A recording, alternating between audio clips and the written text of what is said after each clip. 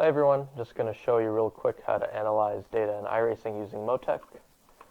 So this is very helpful. David's server, he has all the links right here, so we're just going to start by downloading everything on there.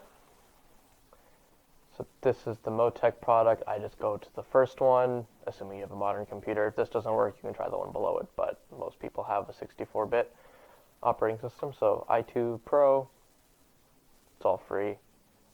Double click and install.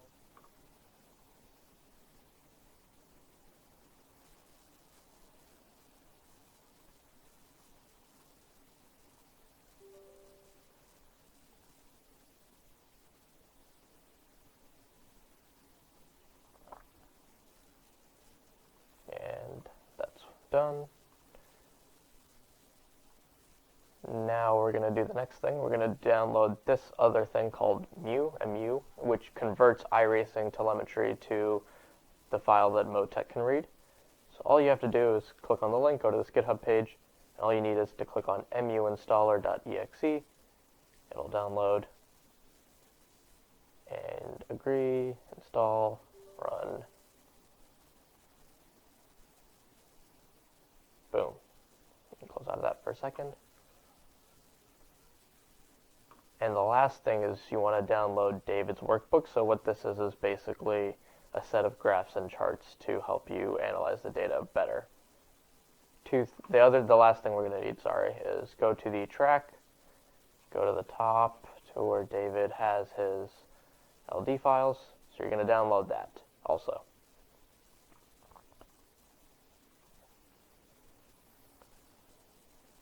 Boom. There we go.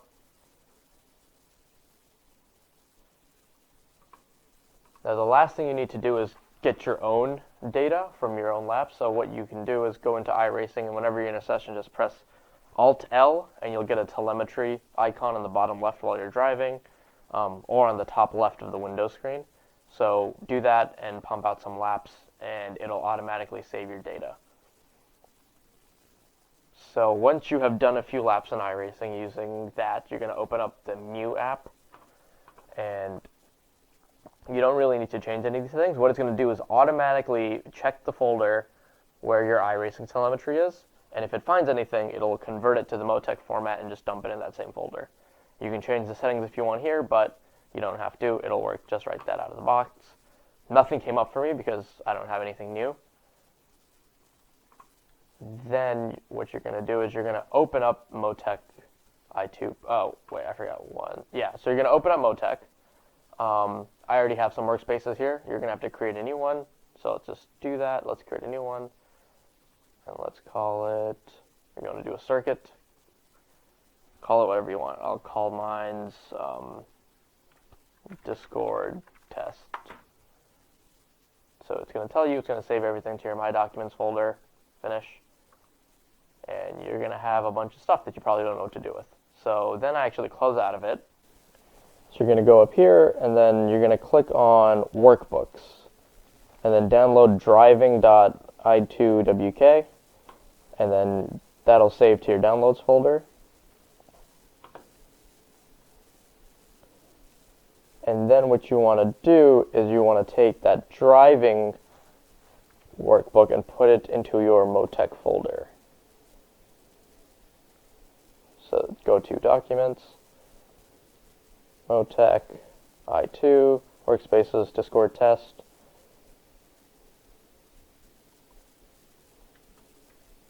Driving 1. And then when we open it back up, you can open Discord test, and then right here you'll see, boom, driving 1. So you want to click on that, and then you want to open up your data files. Up here, you're going to go to the top left so you can open up the lap files. So in this section, you're going to navigate to your My Documents, iRacing, and then you're going to go into telemetry. So this is where your data is going to be. So I just did a lap earlier today, so that's mine. And then I also just copied and pasted David's here as well. So I'm going to open that one as well. So double click and double click. If David's lap isn't here, then it's probably in your downloads folder, which would be here.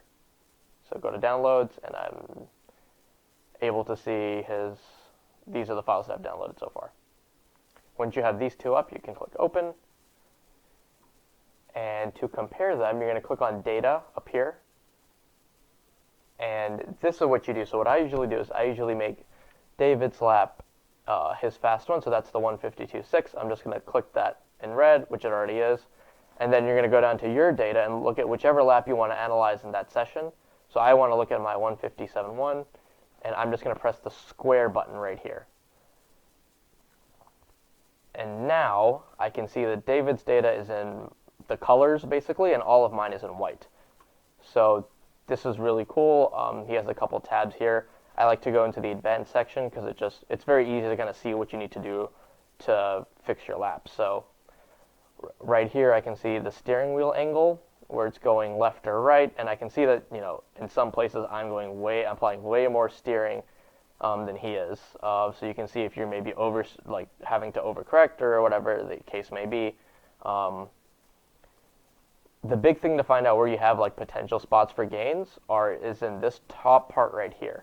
So this is comparing your speed throughout the entire course of the lap. So I'm in white and he's in pink. So anytime there's a big gap in between, yeah, I'm clearly slower throughout the whole track, but this looks like a spot here. You see that gap right there? So it looks like he's carrying a lot more speed through that corner. So that's maybe something to focus on. This is pretty glaring right here. So I can see that he's carrying way more speed throughout this entire section. So what that tells me is that I'm probably losing a lot of time on either the brakes or just through this turn and not carrying the speed that I could through here. But it looks like I get back on and we're kind of the same.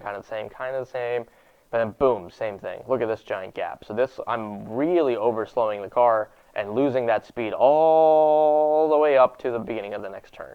So same thing here. This is another big gap. Again, David's carrying way more speed through this turn, so there's probably room for improvement here as well. So how do you actually find out what to do? That you go down here, you can see the throttle percentage and the brake percentage. So these are pedal position graphs. So what you can see is, am I braking later? Am I getting on the throttle too early? So right here, if I zoom in, you can kind of see, okay, let's take a look. And if you don't know where you are on the track, you just press T on your keyboard, and that should pop up the track option. Yeah, there it is. So now I can pull up the track, and the dot will show me exactly where I am. So let's go through this turn. So this would be the chicane coming out of that hairpin. So let's see what's going on. Again, David's in the colors, and I'm in the white. So it looks like, let's start with the brakes here. So it looks like he gets on the brakes a hair earlier than I do. Climbs it up pretty high, about 88% right there. Climbs it up and then trails it off, and he's trail braking, gets a bit more as he goes through the second part of the chicane, and then he completely trails off, and then he's back on the throttle. So the whole time he's doing that, he's not applying any throttle until he gets to the end of the apex of that second turn of the chicane, so that tire barrier. Whereas if you look at me, what I'm doing is I'm first of all, I'm braking slower than he is. So I'm braking later because my graph doesn't start to increase until after his does, so I'm braking later than he is. I'm also slowly braking harder than he is. So I'm slower on the brakes, but my overall intensity climbs up just a bit more than he does. And I hold it there a lot longer. And then I kind of sharply trail, so there's not much trail braking going on here. I'm just jump off the throttle, the brakes, and then immediately get back on the gas, which you can see here. If you look at the throttle, David's is a bit shallower, and he's working his way up, whereas I just stomp on the throttle right at the end. I also have two spikes here where I guess overslowed and tried to compensate to get more speed, then let off, then dabbed the throttle again, then let off until I finally went back up here. I have noticed that sometimes iRacing kind of makes these phantom spikes, so if you realize that you're not doing that, don't worry about it and ignore it, but Yeah, so, and then we can go into the next turn so that after the long straightaway, the braking. So, like, I think these are phantom spikes, to be honest with you. I don't think I actually stabbed the throttle through here because you can see I'm pretty still firmly on the brakes. But this one's a little more interesting. We brake almost at the exact same point, almost with the exact same intensity up until here. So David goes almost all the way to 100% and holds it for a little while to get maximum braking force in a straight line. I kind of trail off, and then I realize I didn't slow down enough, so I stomp on it again. And then you see, because of that, I have to hold the brakes a lot longer. So when he's trailing off and getting ready, getting the car rotated and going through the turn, I'm way more on the brakes than he is. So I'm losing a lot of speed through there. And that's, you can see right here, the gap in my speed is increasing drastically at this point because I'm still on the brakes and he's not, and he's getting ready to get back on the gas. And you can see I get back on the gas early because, and I can do this so I can get on the gas harder and faster than David does and hold it longer because I overslowed the car. So that doesn't mean I'm going faster, it just means that I slowed it down so much that there's all this extra grip available now because I wasted it. So you go through here, he kind of dabs the throttle, lifts off again as he gets around that second turn on the left, the right-hander, and then he like gently accelerates back to full throttle. Meanwhile, I kind of stab it all the way, so that's probably something I can do better as well. But yeah, and then up here you can see like the steering. I'm putting in way more steering than he is, probably because of that. And then the bottom right here is the gear changes. There's a bit more stuff you can look at, such as inputs and lap time, so you can see like the sector comparison, how much time you're losing when you guys are shifting gears. This is really cool. You can see how much steering you're doing in the same spot. And this is just another way to visualize brake and throttle. So when you're coming on, it's the same thing, same data as the graphs, just a different way to look at it. I think this one was kind of cool too.